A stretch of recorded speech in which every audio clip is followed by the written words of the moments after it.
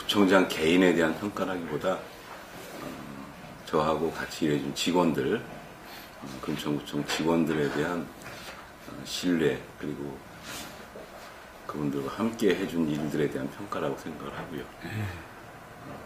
무엇보다도 주민들로부터 신뢰를 얻기 위해서 4년 동안 노력해온 그 과정들, 소통하고 가능하면 주민들의 의견을 많이 들으려고 노력했던 그 과정을 많이 인정해 주신 것 같아요. 그래서 구체적으로 뭘 이루어냈다라고 하는 것보다는 실제로 그런 일을 만들어가는 과정들에 대한 주민들의 평가, 이렇게 생각을 하고 있습니다.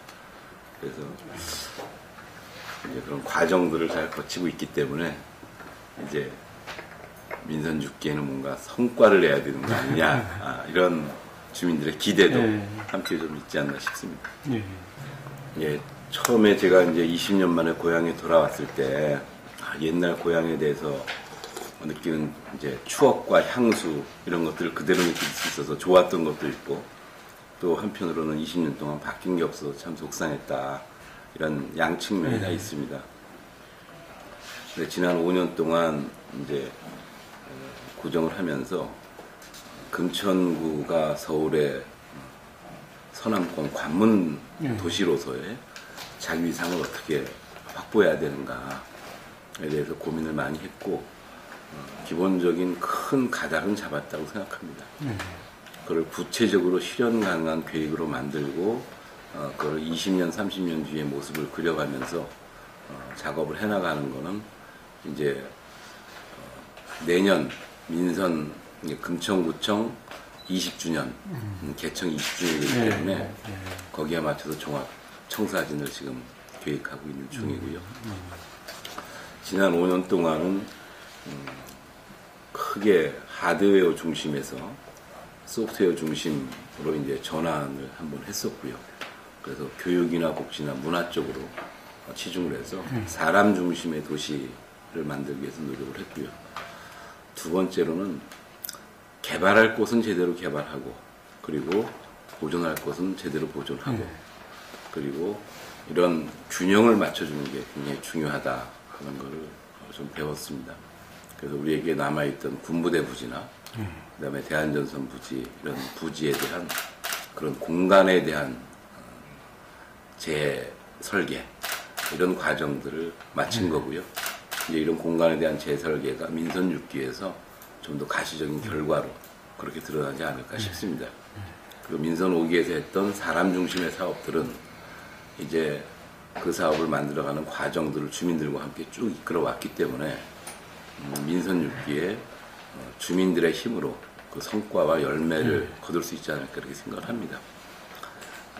그림 바꿔 말하면 지난 민선 5기 동안 저희가 얻은 가장 큰 성과는 단체장이 누구냐와 상관없이 지역 주민들이 스스로, 그리고 자발적인 역량으로 지역의 발전과 개발에 대해서 자신들의 의견을 모으고 그걸 추진해 나가는 주민자치의 동력을 얻었다는 게 가장 큰 성과라고 볼 수 있겠죠. 국민들이 지난 4년 민선 5기에 대해서 이제 사람 중심의, 그리고 주민 참여와 주민과의 소통을 통해서 일을 해나가는 그런 구민 우선의 전체 방향에 대해서 동의해 주신 거라고 생각을 하고요.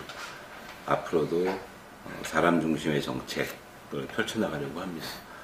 구민들 한 분 한 분의 삶의 질을 개선하는 것, 그리고 그런 삶의 질을 개선하기 위한 공간적인 재편을 하는 것, 그리고 삶의 질과 관련해서 가장 중요한 안전 문제, 그리고 일자리 문제, 교육 문제, 복지 문제, 이런 문제들을 이제 보다 내실 있게 운영해서 사각지대나 또는 과도하게 비효율적인 부분은 제거하면서 성과를 내는 방향으로 끌고 나가야 되겠죠. 그래서 공교육 혁신과 교육 혁신지구 사업들, 그다음에 복지 전달 체계 개선을 서울시의 동복지허브 전환계획과 맞물려서 복지 전달 체계를 완성시키는 일, 그리고 마을 공동체 사업을 지속적으로 하는 일이 한 축에 있으면, 또 다른 한 축에는 종합병원이나 신안산선 착공이나 이런 하드웨어가 주민들의 삶의 질을 높이기 위한 하드웨어를 조금 강화하는, 그리고 동시에 단독주택 지구를 중심으로 한 구도심이죠, 일도선은.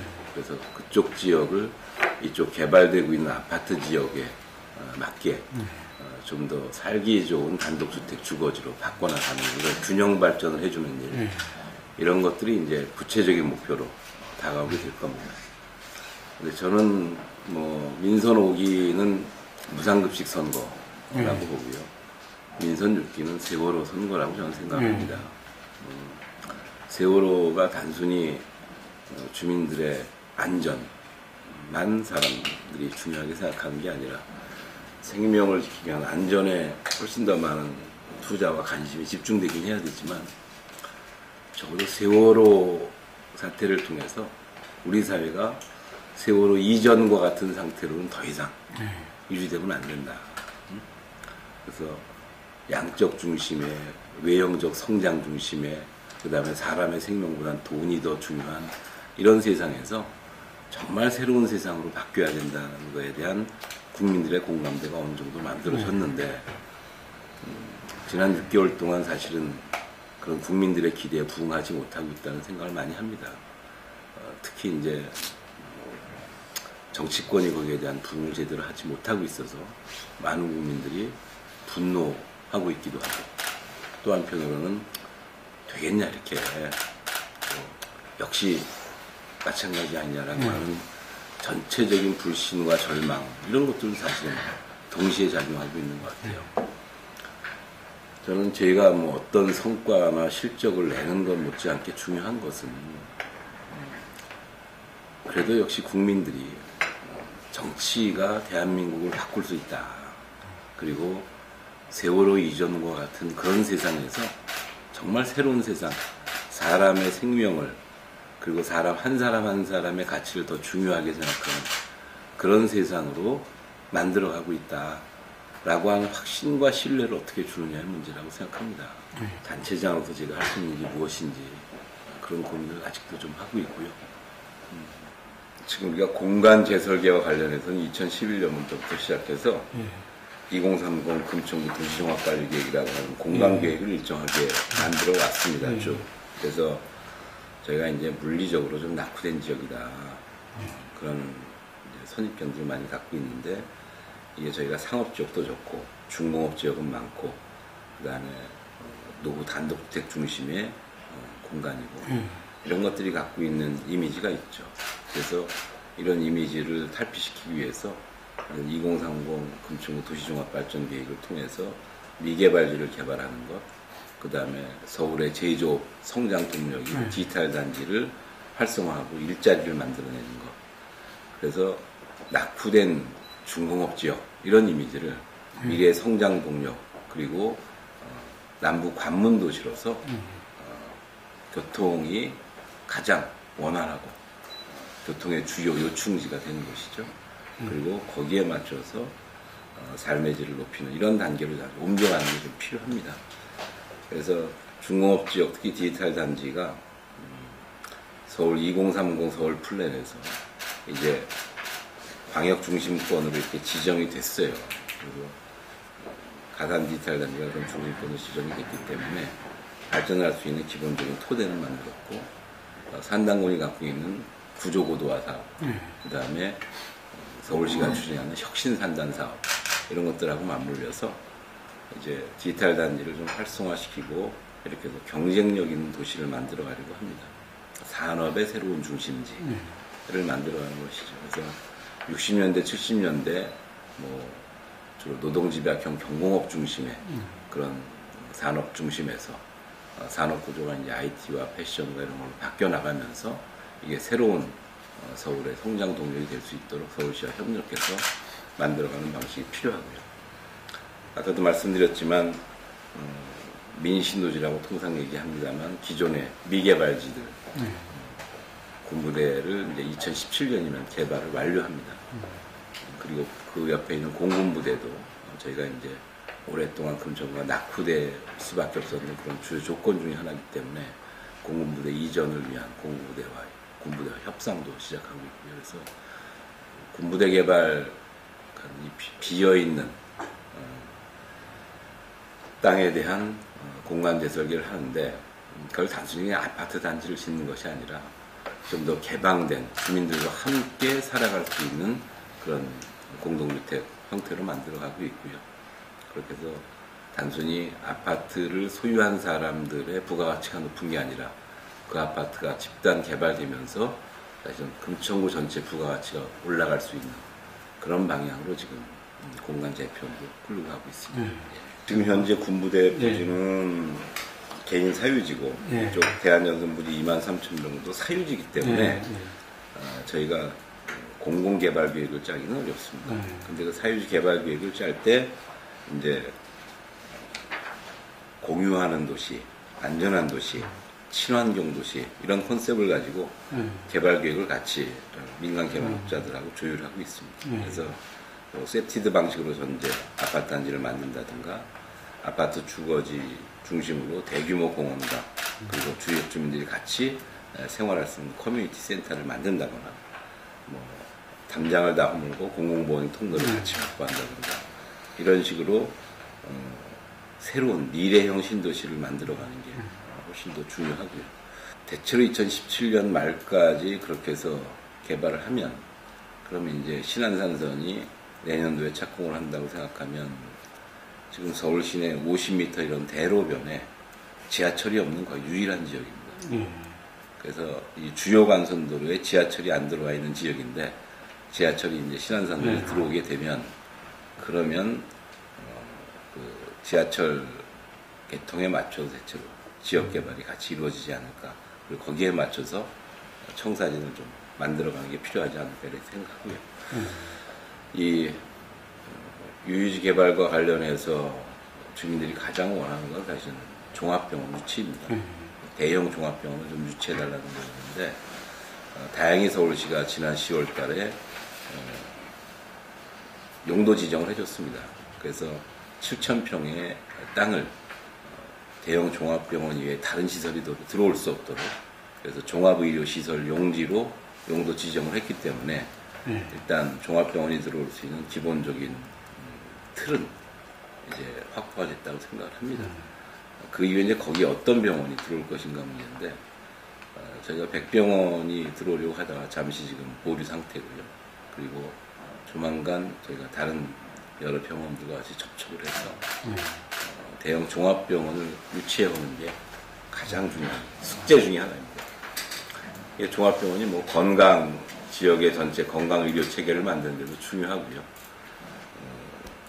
응급 환자들에게는 골든 타임을 확보하는 데도 굉장히 중요하고요. 그래서 그런 필요한 하드웨어로서 종합병원 이런 것들이 꼭 있어줘야 되겠죠. 여기 이제 저희가 몇 가지 필요한 하드웨어들을 저희가 이제 민선 6기 동안 쭉 끌고 가야 되는데 첫째가 소방서가 있어야 됩니다. 서울 25개 구 중에 소방서가 없는 건 저희 금천구밖에 없습니다. 그래서 서울시하고 협의해서 소방서를 어쨌든 민선 6기 임기 내에 만드는 게 가장 중요한 목표 중에 하나입니다. 실제로 구로소방서가 저희를 관할하는데 구로소방서가 골든타임에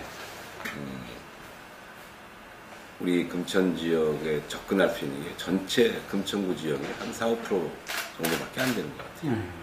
그래서 나머지는 그런 골든타임을 놓치고 있어서 소방서 건립이 가장 주민들의 안전을 위해서 필요한 핵심 시설이고요.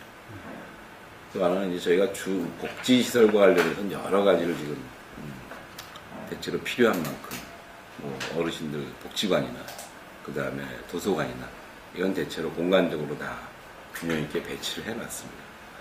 저희가 이제 서울시랑 시립미술관 분원을 유치하기 위해서 지금 노력을 하고 있고요. 그래서 전체 문화활동을 만들어 나가는 거점, 허브 역할을 할 수 있는 그런 공간이 하나 필요하다. 이렇게 생각해서 이제 미술관 분원을 저희가 또는 아트센터 형태로 유치하려고 하는 게 저희 하드웨어 중에 중요한 사업 중에 하나라고 생각하시면 될 것 같습니다. 그렇습니다. 이게 개발이라고 하는 것이 땅을 소유한 사람이나 이런 사람들의 사적 이익을 극대화시키는 방향으로 개발하는 것들, 그리고 그것이 공간을 파괴해서 지속 가능한 도시를 만드는데 저해가 되면 그런 개발을 우리가 피해가야 되지만 사실 주민들에게 꼭 필요한 하드웨어는 사실 적절하게 배치해 주는 게 맞습니다. 그리고 그걸 개발이라고 부른다면 저는 그런 개발 방식을 택할 텐데 그래서 저는 개발 관련해서 몇 가지 원칙이 있죠. 첫째는 지속 가능한 개발이 돼야 된다. 그래서 그것이 친환경적인 건물의 형태로든 아니면 그런 디자인의 형태로든 또는 방범과 관련한 안전 형태로든 이것이 지속 가능한 개발의 형태를 반드시 띄어야 된다라는 거고요. 두 번째는 어떤 개발이든 그 개발 당사자뿐만이 아니라 주변 주민들, 금천구 주민들 전체의 삶의 질에 긍정적인 영향을 미치는 방향으로 개발이 돼야 된다. 그거를 그냥 그 지역 주민, 개발된 지역의 주민만 여러 가지 혜택을 누리는 것이 아니라 주변 주민들의 삶을 같이 만들어가는, 그래서 공동체를 같이 만들어가는 개발, 이런 방식을 택하는 게 맞다.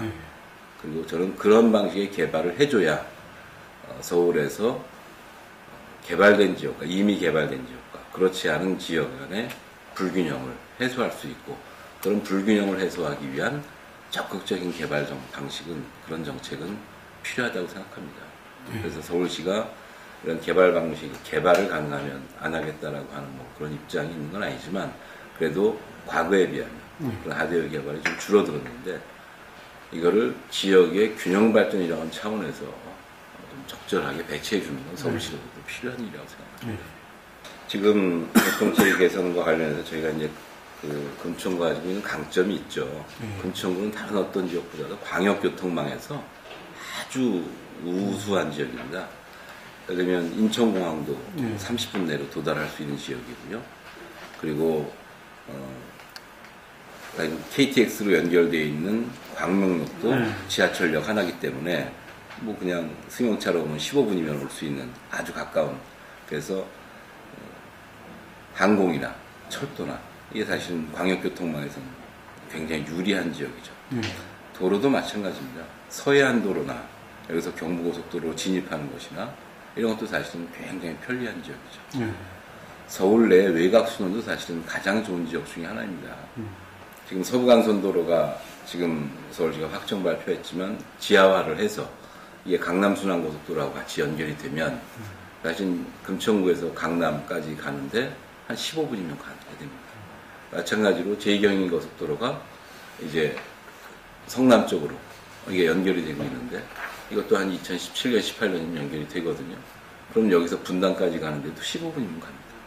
그래서 사실은 우리나라에서 이제 개발 가능성이 그리고 발전의 가능성이 높은 서해안지대로 나아갈 수 있고, 그리고 어느 지역으로 뻗어갈 수 있는 그런 광역교통망 체계를 가장 많이 갖고 있는 지역입니다.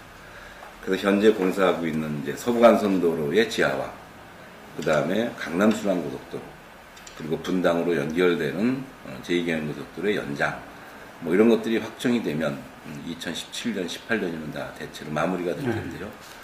그러면 광역교통망에서는 정말 우수한 지역이 됩니다. 그러니까 우리 지역 주민들이 외부로 나가는 데도 도움이 되지만 디지털 단지가 활성화되는데도 크게 기여를 할 수가 있습니다. 그래서 광역교통망의 이런 유리한 입지라고 하는 거를 저희가 금천구를 어쨌든 마케팅하고 금천구에서 더 많은 사람들이 생활할 수 있도록 또는 기업을 할 수 있도록 끌어가는 유리한 조건으로 활용하는 게 필요하고요.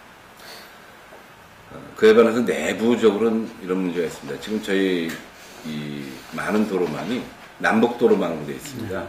그래서 금천구의 동서도로망이 굉장히 취약합니다. 취약할 뿐만 아니라 이 단독주택지가 많아서 동서도로를 연결하는, 주요 간선도로 연결하는 마을버스 체계가 주민들이 아주 편리하게 이용할 만큼 되어 있지는 않습니다. 그래서 관내 교통망을 광역은 광역대로 활용을 하고, 그리고 관내 마을버스나 이런 동서 간의 교통 불편을 해소하기 위한 그런 내부 교통 대책이 좀 필요합니다. 그 두 가지가 앞으로 해결해야 될 숙제고요. 그 두 가지가 되면 뭐 큰 틀에서는 금천구의 강점도 살아날 거고, 교통 요충지로서의 강점, 그리고 내부 주민들의 교통의 삶의 질, 이런 것들도 좀 좋아지지 않을까 이렇게 기대를 할 수가 있습니다. 근데 기본적으로는 저희가 뭐 누차 얘기했습니다만 경부선을 어떻게 지하할 것인가에 대한 고민이 있습니다. 이것이 주민들의 삶을 양극화시키죠. 이 철도 주변 지역과 그렇지 않은 지역으로, 그리고 철도에 의해서 지역이 분절되는 그런 효과도 나타나죠. 그래서 저희 같은 경우는 안양천이라는 천혜의 자연환경에 주민들이 접근하기가 굉장히 어려운, 특히 장애인 같은 경우는 뭐 접근이 거의 불가능한 그런 어려운 점들이 있어요. 근데 경부철도 경부선 지하화는 사실은 뭐 오래전부터 이야기된 얘기고, 이것이 바꿔 말하면 콘크리트 개발 사업이라고 사람들이 많이 이야기를 합니다만, 서울에서 부족한 녹지를 확보할 수 있고, 그리고 서울에서 그 정도의 광대한 땅을 얻어서 주민들의 삶의 질을 높일 수 있는 그런 개발은 더 이상 없다. 그러면 여기에 투자가 되더라도 서울에서 그런 공간을 확보하고, 지상 공간을 확보하고, 자전거도로나 녹지를 통해서 삶의 질을 개선하고, 이 철도에 의해서, 철도 소음과 분진과 철도에 의해서 단절되고 분절됐던 도시 공간을 바꿀 수 있고, 저는 삶의 질을 개선시키는 개발에 대해서 이거를 콘크리트 개발 방식이라고 해서 비난하는 건 적절치 않다고 생각합니다. 그래서 저는 교통 문제 관련해서 가장 근원적으로는 그런 경부선 지하와 같은 방식이 어떤 식으로든 국가적으로 고민돼야 되는 사업이 아니냐. 서울시도 마찬가지고요. 그걸 금천구 혼자서 풀 수 있는 문제가 아니기 때문에. 연관된 구들이 많이 있죠. 만화에 그걸 하게 되면. 저희가 지금 용산에서부터 시작해서 그렇죠. 저 분포까지 해서 7개 지자체가 이제 2년 전부터 경부선 지하를 위한 지자체 연합 활동을 했고요. 그래서 이것이 얼마나 타당성인지 타당성 조사까지 다 마쳤습니다. 문제는 중앙정부가 이걸 어떻게 결단하느냐의 문제입니다. 그렇죠. 그게 예산이 엄청 소요되는 작은 사업이 그런데 아니니까. 실제로 뭐 4대강 사업을 많은 사람들이 반대했던 건, 그것이 자연을 파괴하고 오히려 삶의 질을 악화시킬 가능성이 높기 때문에, 미래를 보면 그렇게 갈 게 뻔하기 때문에 그걸 반대한 거란 말이죠. 돈의 문제도 있지만 사실은 그렇기 때문에 반대한 것이죠. 근데 거기에 들어가는 돈에 실제로 한 5분의 1 정도, 한 4분의 1 정도만 투입하면 1,000만이 거주하는 이 서울에 균형 발전을 만들어낼 수 있는 절호의 기회입니다. 서울의 녹지 공간을 낼 수 있는 절호의 기회예요. 저는 4대강 사업에 투입됐던, 그리고 환경 파괴적인 그런 개발 사업은 반대하겠지만, 삶의 질을 높이기 위해서 해야 되는 것은 꼭 필요한 거 아니냐, 이렇게 생각합니다. 왜 그러냐면, 그러니까 서울시장님도 이제 미세먼지 이런 얘기를 많이 하시지 않습니까? 광역교통망의 요충지가 된다는 얘기는 교통 흐름이 많아지면서 거기서 나오는 소음, 거기서 나오는 먼지, 미세먼지, 거기서 나오는 매연, 이런 것들에 대한 피해를 사실은 그 지역이 보게 된다는 얘기입니다. 그 저희 지역은 자연환경으로 보면 산도 가까이 있고 하천도 가까이 있고 굉장히 조용한 환경을 갖고 있지만, 미세먼지를 측정해보면 항상 서울시에서 상위권이 됩니다. 왜 그러겠어요? 주민들이 미세먼지를 많이 발생시키는 게 아니라 광역교통망의 요충지, 그리고 그런 요충지가 되다 보니까 이게 교통지체 현상들이 나타난다는 거죠. 이 교통정체가 생기면서 나타나는 매연, 이런 것들의 피해를 그대로 주민들이 보고 있는 겁니다. 저는 이런 부분에 대해서 서울시가 도시계획을 하면서 이런 피해에 대해서 어떻게 그 지역에 적절하게 보완책을 마련할 것인지에 대해서 고민하는 게 서울시정의 중요한 역할이라고 생각합니다.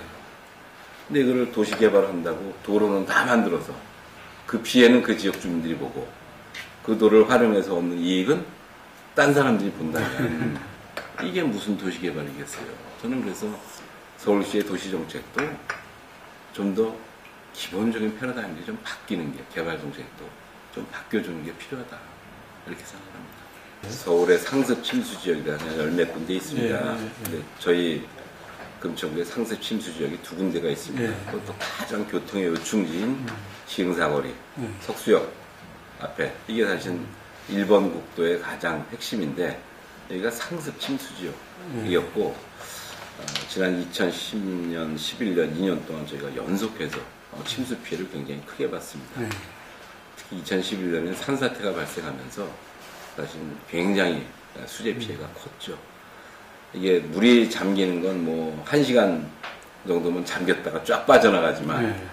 그것 때문에 보는 상가의 피해, 주택의 침수 이런 것들을 치유하는 데 굉장히 긴 시간이 걸립니다. 그래서 자연재난을 예방하는 게 특히 수재를 예방하는 게 금총으로서는 가장 시급한 상황이었고요. 지난 한 4년 동안 저희가 수재 피해를 예방하기 위해서 서울시로부터 한 500억 정도의 돈을 갖고 왔습니다. 그래서 디지털 단지 그리고 시흥역, 시흥사거리, 석수역에 대한 하수관거를 어쨌든 전체적으로 다 개선 사업을 다 했고요. 특히 이제 저희가 자연적인 조건 때문에 수재가 불가피하게 생기는데 이제 호합수 안에서 산에서부터 바로 대규모 빗물이 유입되니까 이게 이제 바로 침수 나타난단 말이에요. 이 거리가 짧아서. 그래서 시흥 계곡에 사실 저류조를 저희가 만들었습니다. 그래서 올해 저류조를 완공하고 그러면 내년부터는 산에서 내려오는 물이 그 홍수 시기에 일시적으로 저장되기 때문에 물이 한꺼번에 쏠리면서 생기는 그런 수재는 막을 수 있지 않을까 이렇게 기대하고 있습니다. 그래서 저희가 수재와 관련해서는 어쨌든 지난 3년 동안 최선을 다해서 노력을 했고 하드웨어는 대부분 예방사업에 투자를 해서 해결할 수 있지 않을까 이렇게 기대하고 있습니다. 그래서 자연재난은 뭐 수재를 피하고 나면 정말 도저히 불가피하게 우리가 막지 못하는, 예를 들면 뭐 시간당 150mm 비가 오면 도저히 막지 못하는 그런 상황이 있습니다. 특히 저희 관내에 있는 호합산 같은 경우는 바위산이기 때문에 산사태가 날 가능성이 항상 높습니다. 그런 것들을 사전에 예방하고 산사태가 날 최악의 상황에서도 그것이 내려오지 못하도록 흙이나 돌이나 나무들이 내려와서 하수관광을 막고 이게 수재를 불러일으키는 그런 걸 막기 위해서 사방댐을 저희가 사실은 산에 대부분 다 설치를 해서 산사태 피해도 막을 수 있는 그런 장치들은 다 해놨습니다. 그래서 자연재난을 피해갈 수 있는 그리고 예방할 수 있는 대책은 지난 3년 동안 최선을 다해서 했고 인간으로서 저희가 서울시나 국가가 할 수 있는 공공이 할 수 있는 예방책은 하드웨어는 할 만큼 했다고 생각합니다. 이제는 그런 상황에 대해서 우리가 사람들이 구체적으로 이런 위기 대응을 어떻게 할 것인가 라고 하는 것들을 이제 하는 것이 필요하죠. 왜냐면 재난이라고 하는 건 뭐 우리가 예측 가능한 거는 막아낼 수 있지만 정말 예측 불가능한 재난이 발생할 수 있기 때문에 이런 예측 불가능한 재난들, 위기들이 발생했을 때 어떻게 대응하고 어떻게 이거를 해결할 것인가 문제가 남는데요. 가장 중요한 건 생활안전 거버넌스를 어떻게 확보하느냐의 문제입니다. 그러니까 주민들과 함께 이 문제를 풀어나갈 수 있는, 그래서 수재 상황이나 이런 위기 상황들을 주민들이 함께 이 문제를 해결하는 그런 공동체로서의 역할을 만들어가는 것, 이것이 저희들이 지난 2년 동안 같이 만들어 온 과정들이고요. 그래서 예방이나 또는 위기 상황에 대한 대응이나 이런 거에서 사실은 최선을 다해서 준비했다고 생각을 하고요. 최근에는 이제 저희 직원들 1000명 전체가 관악구에 있는 방재센터인가 그곳에 가서 사실 안전교육을 이제 40명씩 가서 다 받고 옵니다. 그래서 비상 상황이 닥쳤을 때 그런 훈련들이 실제로 효과를 발휘할 수 있게 그런 이제 훈련 과정들을 직원들이 직접 체험하고 있죠. 그렇게 돼 있고 지금 현재 저희가 그런 자연적인 재난을 극복할 수 있는 여러 가지 방식을 마련하는데 이제 인공적인 재난들에 대한 어려움들이 있습니다. 아까도 얘기했지만 소방서가 없기 때문에 닥치는 문제, 이건 뭐 119가 오는 문제, 응급의료 문제나 아니면 화재 때 취약한 거, 그 다음에 단독주택지가 많고 골목지가 골목이 많기 때문에 이게 소방차 접근로가 확보되기 어려운 거, 이런 아주 어려운 점들이 현실적으로 있어서 그런 어려운 점들을 풀어가는 묘안들을 좀 찾아야 되겠다. 그것도 뭐 소방차를 이런 소형차를 만들어서 골목 안에 들어갈 수 있게 하거나 소방서가 일단 오는 게 가장 금총계 설립하기 가장 중요하고 또 의료나 건강과 관련해서 아까 말씀드린 대로 종합병원이 있어야 응급의료 체계가 신속하게 만들어집니다. 이게 우리 대한민국의 사망 원인을 보면 무슨 뭐 암, 뭐 뇌혈관 무슨 여러 가지 사망 원인이 있지 않습니까? 근데 저희가 이게 뇌혈관 사망 원인이 서울 평균에 비해서 굉장히 높습니다. 다른 질병들의 사망률은 서울시 평균과 근사해요. 암 환자 발생률이나 사망률도 비슷하고 뭐 다른 것도 비슷한데 뇌혈관만 유독 사망률이 높아요. 저희가. 그 얘기는 결국 뇌혈관 사고가 터졌을 때 이 응급 환자가 병원으로 이송되는 골든타임에서 그거를 뺏기고 있다는 겁니다. 여기서 저희가 빠른 종합병원까지 가는데 아무리 빨라야 30분 걸리거든요. 이거 보람의 병원인가요? 여기서 가장 가까운 데가 구로병원? 고대구로병원, 그 다음에 한림대병원, 그 다음에 보라병원이 세 축인데 셋 다 30분 이상이 걸려요. 그러면 사실은 이게 뇌경색 환자, 뇌졸중이나 뭐 이런 분들한테는 사실 그렇죠. 치명적인 시간입니다. 결정적인. 예, 그래서 저는 사실 뭐 인과관계가 어떤지는 모르겠지만 어쨌든 객관적으로 나타난 결과는 뇌졸중 환자의 사망률이 이렇게 높을 때는 이건 뭔가 문제가 있는 거 아니냐. 발병률이 그렇게 높지는 않거든요, 여기가. 그러면 사망률이 높다는 얘기는 또 그 정말 골든타임을 다툰 그 시각을 사실은 지역의 응급의료체계가 해결을 못하고 있다는 뜻입니다. 그래서 저는 결국 이 안전과 관련한 생명과 관련한 부분에서는 여기 소방서와 종합병원은 반드시 들어와줘야 된다. 그렇게 생각을 하고 있습니다. 굉장히 단독주택지가 많고 중국동포가 이제 영등포구, 구로구, 저희구 이렇게 세 군데가 좀 많은 지역입니다. 중국동포가 외국인 거주 비율이 좀 많은 편이죠. 저희가 10%가 넘으니까. 근데 저희 금천경찰서가 서울의 32개 경찰서 중에 범죄 발생률이 가장 낮은 지역 중에 하나고요. 발생을 해도 검거율이 가장 높은 지역 중에 하나입니다. 32개 경찰서 중에 금천경찰서는 3위 바깥으로 벗어난 적이 없어요. 그래서 사실은 굉장히 우수한 치안과 관련해서는 이 단독주택지임에도 불구하고 상대적으로 안전한 지역입니다. 근데 아무래도 다 뭐 도시에 사는 분들이 그렇지만 아파트 단지 안으로 들어가면 좀 안심하잖아요. 그죠? 근데 우리는 그렇게 돼 있지 않기 때문에 주민들의 체감 불안 의식은 훨씬 높아요. 그래서 이게 경찰서 평가 이런 걸 해보면 체감 불안 의식은 서울시 1등입니다, 저희가. 근데 실제로 범죄 발생률과 검거율도 사실은 최고로 잘하고 있어요. 그러다 보니까 사실은 이 실제 범죄 발생률이나 검거율이나 이런 안전도를 측정하는 지표하고 주민들이 느끼는 체감도의 갭이 큽니다. 이 갭을 줄여나가는 게 굉장히 중요한 문제입니다. 저희는 민선 5기 때부터 시작해서 이제 교육을 살리는 것, 이것이 가장 중요한 과제 중에 하나였는데요. 민선 5기 구청장 선거할 때부터 뭐 지금도 그렇지만 교육을 살리는 것의 핵심은 공교육에 있다. 그래서 자사고나 특목고나 또는 사교육 시장을 통한 교육 활성화에 대해서는 동의할 수가 없다. 그리고 공공이 그런 역할을 하기 어렵다. 저는 그렇게 생각합니다. 그래서 현재 이 고교 서열화를 부추기고 있는 특목고, 자사고 이런 방식은 이승우 부총장하고 조금 다르네. 저는 받아들이지 않고 그거는 도저히 용납할 수 없는 방식이다. 그런 고교 서열에 대해서는 동의할 수 없고요. 설사 그게 된다고 하더라도 지역의 주민들이 그런 특목고나 자사고에 지역 주민들이 이렇게 많이 입학하지는 못합니다. 평균 10%에서 15% 이상을 지역 주민들이 들어가기가 어려워요.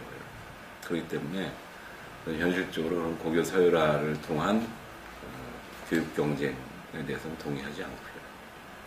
그렇기 때문에 기존에 있는 일반계 고등학교 그리고 모든 교육의 기본이 되는 초중등 교육을 학교를 어떻게 살릴 것인가 어떻게 하면 선생님들이 자긍심을 갖고 아이들을 가르칠 수 있나? 어떻게 하면 학부모들이 학교에다만 아이들을 떠맡기지 않고 지역의 마을 주민들이 같이 학교 문제를 풀 수 있나? 그렇게 해서 아이들이 행복하게 학교를 다닐 수 있나? 저는 이게 지자체가 감당해야 될 몫이라고 생각합니다.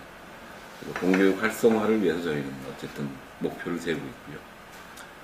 그러다 보니까 성적 중심의 서열 체계라고 하는 것을 그 현실을 우리가 거부할 수는 없지만 그거를 조장하는 방향으로 정책을 만들어 가진 않겠다.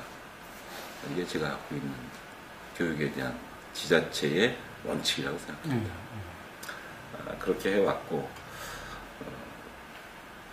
그러다 보니까 저희가 이제 지난 4년 동안 민선 5기 동안 학교와 마을이 결합되는 형태의 그런 사업을 많이 진행을 했습니다. 공간을 개방하는 문제, 그 다음에 여러 가지 프로그램들의 마을과 학교와 같이 결합하는 문제, 그 다음에 마을 교사를 육성해서 학교 방과 후 프로그램이나 학교 정규 프로그램에 도시농업과 같은 과정을 집어넣는 문제에서 마을과 같이 학교를 변화시켜 나가는 그 과정들을 만들고 있고요. 성적도 중요하지만 적어도 초등, 중등에서는 문예체 중심의 어쨌든 아이들의 창의성과 인성과 그런 것들을 키우는데 교육의 역점이 맞춰졌습니다. 교육정책에. 그리고 그런 정책을 가지고 저희는 남부교육청과 아주 긴밀하게 협력을 했고 그리고 학교 교장 선생님들, 학교 선생님들과도 더 많은 대화를 해서 학교가 원하는 것과 지역사회가 원하는 것이 같이 이루어질 수 있도록 그래서 지방자치와 교육자치가 따로 노는 것이 아니라 그것이 최대한 유기적으로 결합할 수 있는 방식을 저희가 선택했다고 생각하고 서울 25개 구에서는 가장 그 과정을 잘 만들어냈다고 생각을 합니다.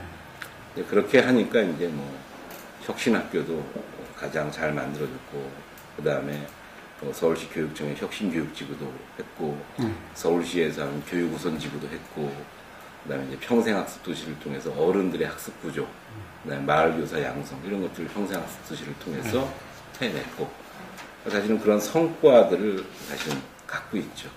그리고 앞으로 민선 6기에도 마을과 학교가 같이 바뀌어가는 그런 식의 교육정책을 펼치려고 하고요. 그래서 초등학교, 중학교는 여전히 저는 문예체 중심의 그리고 그 문예체 교육을 마을이 함께 해주는 마을 연계형 또는 마을 결합형 학교 이런 거를 만들어 가려고 하고 있고요. 단지 이제 고등학교 때 이게 성적 문제가 항상 문제가 됩니다. 그렇기 때문에 저는 이 성적 문제를 해결하기 위해서도 저희가 학생들에게 줄 수 있는 더 많은 기회를 주는 건 필요하다. 제가 지난 3년 동안 뭐 영어 학습을 하기 위해서 고등학교 1학년 학생들 필리핀 어학연수도 시켜보고 그리고 고등학생들 대상으로 뭐 해외 연수도 보내고 몽골에 이제 기후변화 대응 연수도 가고 라오스도 가고 이렇게 해서 고등학생들, 중고등학생들이 자기의 시야를 넓히면서 동시에 대학 입학에 도움이 될 수 있는 여러 가지 방식을 택하고는 있습니다. 그렇지만 소수 영재를 위해서 공공이 투자해서 서울대를 몇 명 들어가느냐를 가지고 그걸 가지고 교육사업의 성패를 논하는 것에 대해서는 저는 부당하다고 생각합니다. 그리고 그거는 어떤 아픔이 있어도 저는 중앙정부가 특히 교육부가 그리고 서울시 교육청이 그런 정책을 하루빨리 바꿔나가는 것이 대한민국 교육을 살리는 길이라고. 초등학교 같은 경우는 이제 제가 제일 충격적이었던 건 바로요 우리 안양청 건너에 광명 신도시가 개발이 됐습니다. 그래서 아파트가 이제 대규모 아파트 단지가 들어서고 그리고 대규모 아파트 단지에 있는 초등학교들이 대부분 혁신학교가 됐습니다. 경기도에. 그래서 그 혁신학교를 만들어가는 학부모들과 교사들이 모여서 이제 새로 이제 새 학교가 된 거죠. 그러니까 공간도 좋고 선생님들도 좋고 학부모들도 여의가 있고 이런 학교가 딱 만들어지는 저것이 입주되는 그 시점에 저희 관내 초등학교 학생들이 9%가 줄었습니다. 동료가 확 오르겠습니다. 대거 빠져나갔습니다. 그래서 이제 굉장히 충격을 받았어요. 우리가 12년에 저게 이제 입주를 시작했는데 입주하면서 초등학생들이 대거 빠져나갑니다. 서울시 평균 한 4%에서 5%가 줍니다. 신입생들. 네. 학생 숫자가 줄어드는 게. 근데 저희가 9% 가까이 빠졌으니 얼마나 충격이 컸겠어요. 그래서 사실 그것 때문에 더 자극도 받고 더 노력도 하게 됐고요. 그러다가 이제 한 2013년, 14년이 되면서 광명에서 이사 오는 중이 생겼습니다. 관내 초등학교로. 네. 그래서 관내에 이제 저희가 오케스트라도 초등학교에 4개가 생겼고, 관내 학교에 뭐 1인 1기 교육해서 전부 악기를 가르치게 하고, 이제 그러면서 관내 교육 분위기가 초등학교까지는 잘 만들어지니까, 네. 이제 초등학교는 이사 오기 시작했어요. 그래서 학생 숫자가 이게 평균적으로 줄어들어야 되는데, 줄어들지 않는 학교도 생겼습니다. 네. 그래서 초등학교 학부모들에 대해서는 굉장히 어쨌든 좋은 평가를 받았어요. 네. 중학교는 다 아시겠지만 굉장히 어려운 지역입니다.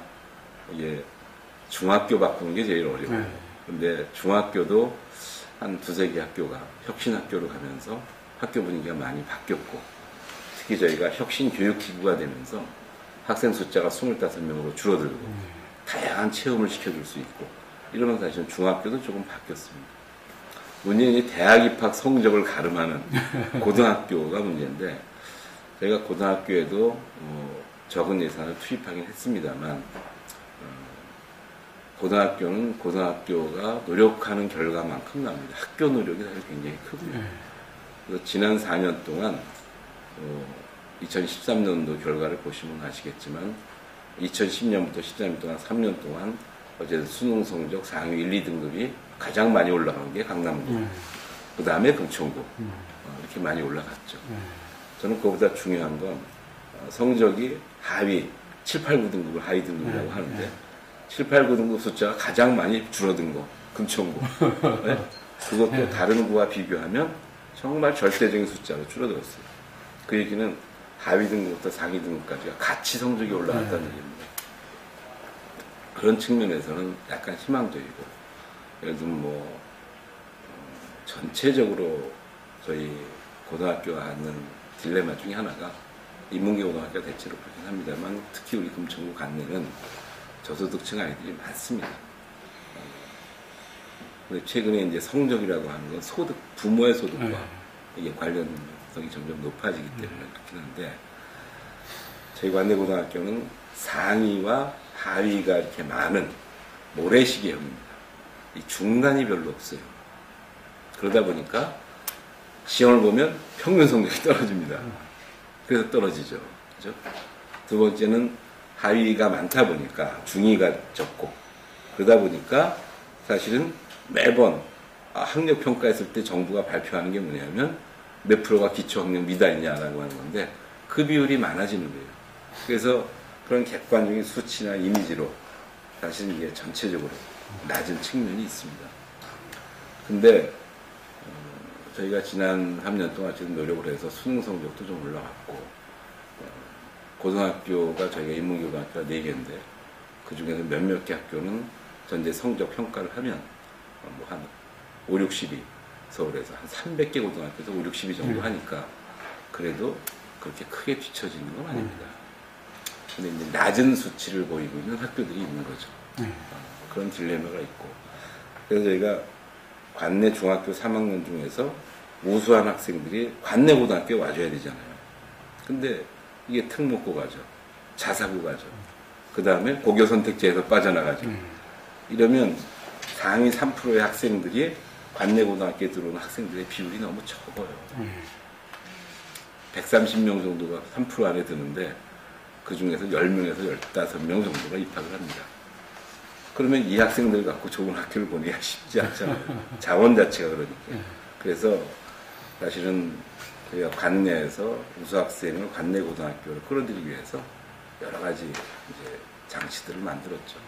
그리고 멘토 멘티 장학금을 줘서 해마다 졸업할 때까지 해마다 장학금을 줘서 공부하기가 좀 더 좋게 만들어 주거나, 아니면 그 학생들을 뽑아서 필리핀 어학연수를 보내주거나, 그 학생들 중에 상당수를 몽골 기후변화된 체육 연수를 보내주거나 이렇게 해서 그런 기회를 더 많이 학생들에게 만들어주는 그런 역할을 좀 하고, 학교가 이제 성적을 올리기 위해서 필요한 무슨 뭐 설명회라든가 이런 것들을 하는 거죠. 특히 이제 고교의 대학 입시 설명회 이런 거를 하면 뭐 3,000명씩 모아놓고 뭐 여러 개 대학이 와서 이렇게 설명회 하잖아요. 저희는 그런 설명회 말고 이제 맞춤형 설명회 이런 걸 합니다. 중앙대학교 가고 싶은 사람들 학부모 중앙대학교 설명회를 합니다. 그러면 중앙대학교에서 모셔다가 중앙대학교 입학은 이렇게 해갖고 그러면 이제 한 40-50명의 학부모들이 오죠. 그래서 학교별로 상위권 대학은 소위 스카이 대학은 학부모들이 알아서 하는 게 많기 때문에 소위 중위권 대학들 뭐 서강대 갈 사람, 한대 갈 사람, 숭실대 갈 사람 이런 사람들은 이게 부모들이 맞벌이 부부기 때문에 그걸 쫓아다니면서 설명회를 듣기 쉽지 않아서 그런 맞춤형 대학 설명회를 저희가 쭉 했어요, 작년에. 근데 그게 반응이 굉장히 좋았습니다. 학교별로 해주니까. 그래서 그런 방식으로 저희가 학력과 본인들이 원하는 대학에 입학할 수 있는 기회를 더 늘리는 것, 이게 저희들이 해주는 역할이긴 합니다. 하지만 가장 기본적으로는 저는 청소년들이 자신들의 꿈과 희망을 찾아내는 것, 그리고 건강한 문화적 감수성과 체력을 갖고 커가는 것, 이것이 교육이 가져야 될 기본 목표 아니냐. 저는 그렇게까지가 공공이 해줄 수 있는 영역이라고 생각합니다. 근데 이거를 성적이라는 잣대로 일률적으로 전체 학생을 서열화시킨다. 이 학생들이 사실은 희망이 없죠. 그러나 전체 시스템도 바뀌어야 되지만 저희는 학교 혼자서는 도저히 바꿀 수가 없기 때문에 마을과 학교가 그리고 지자체와 교육청이 같이 유기적으로 결합하는 형태의 공교육 활성화를 끝까지 밀고 나가려고 합니다. 저희는 박원순 시장 취임하기 전에 제가 취임하자마자 이제 박원순 시장이 시작했던 정책보다 먼저 시작한 게 마을 공동체와 사회적 기업입니다. 저희는 박원순 시장이 오시기 전에 이미 사회적 기업과 학교, 그 다음에 마을 공동체 사업을 팀도 만들었고 그렇게 해서 추진을 쭉 해봤어요. 그래서 사회적 기업과 학교나 사회적 경제 교육이나 뭐 이런 건 다른 어떤 것보다 앞장서서 잘 해왔고 그 내용도 어쨌든 1기, 2기, 3기 거치면서 그 졸업생들이 사회적 경제 협동조합이라고 하는 또 하나의 조직을 만들었고 그렇게 해서 내부적인 순환 시스템은 어느 정도는 이제 만들었습니다. 그리고 마찬가지로 사회적 경제 지원센터도 저희가 만들었고 그렇게 해서 사회적 경제 지역 특화 사업도 지금 섬유와 관련해서 지역의 전통 산업인 섬유를 사회적 경제하고 어떻게 연계시켜서 키워나가느냐. 그래서 이런 풀이 방식도 좀 해법도 좀 찾고 있고요. 저희가 2011년부터 사회적 기업 제품 우선 구매라고 하는 걸 원칙을 가지고 사회적 경제 제품의 공공구매를 가장 먼저 실시하고 있죠. 저희 직원들이 열심히 하는 걸 위하면 제가 사실 별로 이걸 갖고 홍보를 다니지 않아서 의외로 사람들이 잘 모르는데 서울 지역에서는 가장 열심히 하고 잘하는 지역 중에 하나고요. 지금 사회적 경제 생태계, 지역 생태계를 만들어내서 사회적 경제가 일반 시장 경제하고 등등의 경쟁도 하면서 사회적 경제 내부에서 자기들의 취약점을 내부에서 선순환적으로 해결할 수 있는 그런 생태계를 만드는데 역점을 두고 있습니다. 그렇게 해서 사회적 경제와 지역 경제가 좀 결합하는 방식, 이게 좀 필요하고요. 제가 특히 이제 사회적 경제 하면서 저희가 강조하고 있는 건 뭐냐면 사회적 경제와 골목 경제가 어떻게 상생하면서 살 수 있니? 이게 저희들의 숙제입니다. 대한민국은 자영업이 과도하게 많습니다. 그리고 이 자영업이 거의 모든 영역을 다 들어가서 하고 있어요. 외국 가면 없는 뭐 홈 드라이 클리닝도 다 이게 골목 시장이 하고 있죠. 반찬도 다 골목 시장이 하고 있죠. 뭐 이 시장에서 안 하는 게 없습니다. 우리 일상생활을. 그래서 사실은 그런 것 중에서 꼭 필요한 것을 사회적 경제로 해서 골목 경제의 경쟁력을 강화시키는 방식, 이걸 협동조합으로 만들거나 어떤 방식으로든 해서 그런 노력을 지금 저희가 꾸준히 하고 있고요. 다행히 이제 지금 관내 어린이집이나 이런 데서 그런 걸 하기 위해서 친환경 급식과 관련된 두부를 공동 생산하는 문제, 뭐 그걸 두부를 공동 구매하는 친환경 두부를 뭐 이런 여러 가지 방식을 고민하고 있어서 골목 경제나 재래시장, 전통시장과 사회적 경제가 어쨌든 같이 상생할 수 있는 방식을 만들어내는 게 저희 지자체의 숙제입니다. 저희만 그런 게 아니라요. 네. 서울시 전체가 네. 마을 공동체와 사회적 경제에 대한 생각이 없었습니다. 네. 서울시와 서울시에 있는 구청들은. 네. 근데 마을 공동체 사업이나 그 다음에 사회적 경제, 사회적 기업은요. 지방에서는 이미 10년 전부터 다 하던 것들입니다. 네. 서울시나 이게 앞서가는 게 아니에요. 서울시가 하기 때문에 이게 커버해서 그렇지 네. 지방은 이미 10년 전부터 다 하던 것들인데요. 근데 왜 서울시가 안 했니? 서울시가 스스로 지방정부라고 생각해 본 적이 없는 겁니다. 서울시는 자기들이 중앙이라고 생각하고 있어요. 그리고 우리는 대한민국이지 서울시라고 하는 지방정부라고 생각을 안 합니다. 지방정부가 해야 되는 역할 중에 하나가 바로 이런 마을 단위의 그 다음에 시장경제가 미치지 못하는 영역의 사회적 경제를 키우는 그렇게 해서 공동체를 유지하는 게 지방정부의 가장 중요한 역할 중에 하나인데 서울시가 그런 걸 해본 적이 없죠. 왜냐하면 서울시장은 항상 중앙정부가 결정하는 방식이기 때문에 그러니까 중앙정부의 거물이 내려오는 방식이잖아요. 그죠? 이런 방식으로는 사실은 서울이 지방정부라고 하는 생각을 가질 수가 없습니다. 저는 박원순 시장님이 뭐 잘하시는 것도 있고 부족한 것도 있죠. 저는 균형 발전에 대해서 좀 더 시장님이 적극적인 의지를 가져야 된다. 강남 개발할 때 강북과 다른 지역에서 돈 가져갔다 개발한 거 아닌가요? 그러면 강남 개발에서 얻은 이익이 전체 서울에 확산돼서 균형 발전될 수 있도록 해야죠. 경부선 지하가 왜 중요하니? 강남 축 중심으로 서울이 발전하는 게 서울 전체에 비효율적이고 비생산적이기 때문에 그렇습니다. 토지 가격, 임대 가격, 이것 때문에 기업을 못 하잖아요. 이런 비생산적인 도시를 유지하는 게 맞냐는 거예요. 이걸 균형 발전을 시키지 않으면 서울의 지속 가능성과 생존력은 확 떨어집니다. 근데 시장님은 잘 아실 텐데 그걸 과감하게 밀고 나가지 못해요. 균형 발전은. 근데 시장님으로서 정말 잘한 것 중에 하나는 바로 이런 사회적 경제나 마을 공동체나 그래서 서울시가 중앙정부가 아니야. 서울시도 지방정부야. 그래서 서울 시민은 지역 주민이야. 이런 거를 사실은 만들어낸 거죠. 저는 굉장히 중요하다고 생각합니다. 지금까지 서울은 자기들이 그냥 다른 지방자치제와는 다른 존재라고 생각한 특별시라고 생각한 거죠. 지방정부로서의 자기 역할을 정말 소홀히 한 겁니다. 저는 그런 전환점이 이제 만들어진 거고요.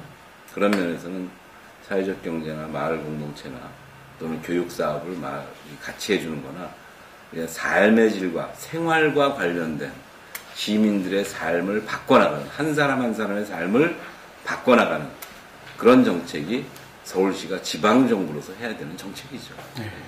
저는 구청장들이 공동으로 대응하는 게 제일 중요하다고 생각합니다. 그래서 보편적 복지에 대해서는 중앙정부가 책임을 져주는 게 맞습니다. 여야를 떠나서 보편복지로 급식과 기초연금과 보육이 이루어지는데 그걸 지자체 재정 상황에 따라서 더 해줄 거, 덜 줄 것도 아니잖아요. 그러면 사실 보편복지는 특히 국가의 미래와 관련된 무상보육이나 무상급식 왜 하겠습니까? 이게 저출산 때문에 나타나는 문제 아니겠어요? 인구가 줄어들면 대한민국의 존망 자체가 흔들리기 때문에 저출산 문제를 해결하기 위해서 아이 키우기 좋은 국가를 만들려니까 무상보육과 무상급식이 들어가는 겁니다. 그럼 이건 국가가 해주는 게 맞죠. 그럼 보편 이 복지는요. 지역은 지역에 맞는 특수한 복지를 해야 됩니다.